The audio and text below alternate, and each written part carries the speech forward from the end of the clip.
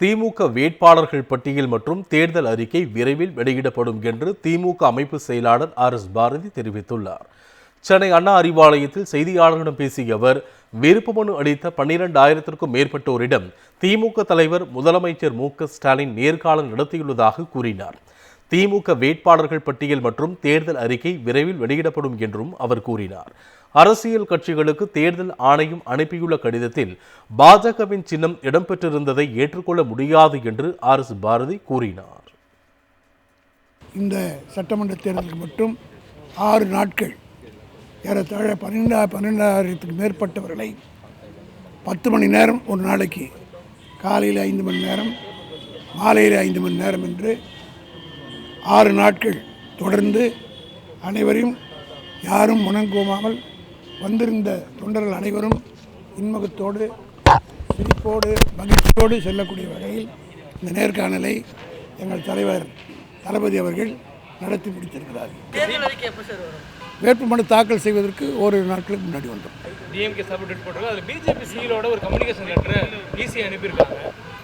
அவங்க அப்படி தான் செய்வாங்க. ஈஸியாக, அவங்க ஈஸி தானே, அவங்க ஈஸியாக அதெல்லாம் செய்வாங்க. திமுக வேட்பாளர்கள் பட்டியல் மற்றும் தேர்தல் அறிக்கை விரைவில் வெளியிடப்படும் என்று திமுக அமைப்பு செயலாளர் RS பாரதி தெரிவித்துள்ளார். சென்னை அண்ணா அறிவாலயத்தில் செய்தியாளர்களிடம் பேசிய அவர், விருப்பமனு அளித்த 12,000க்கும் மேற்பட்டோரிடம் திமுக தலைவர் முதலமைச்சர் மு.க.ஸ்டாலின் நேர்காணல் நடத்தியுள்ளதாக கூறினார். திமுக வேட்பாளர்கள் பட்டியல் மற்றும் தேர்தல் அறிக்கை விரைவில் வெளியிடப்படும் என்றும் அவர் கூறினார்.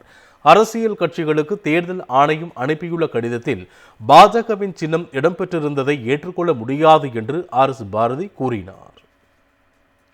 இந்த சட்டமன்ற தேர்தலுக்கு மட்டும் 6 நாட்கள் ஏறத்தாழ 12,000க்கு மேற்பட்டவர்களை 10 மணி நேரம் ஒரு நாளைக்கு, காலையில் 5 மணி நேரம், மாலையில் 5 மணி நேரம் என்று 6 நாட்கள் தொடர்ந்து அனைவரையும் யாரும் முனங்கோமாமல் வந்திருந்த தொண்டர்கள் அனைவரும் இன்முகத்தோடு, சிரிப்போடு, மகிழ்ச்சியோடு செல்லக்கூடிய வகையில் இந்த நேர்காணலை எங்கள் தலைவர் தளபதி அவர்கள் நடத்தி முடித்திருக்கிறார்.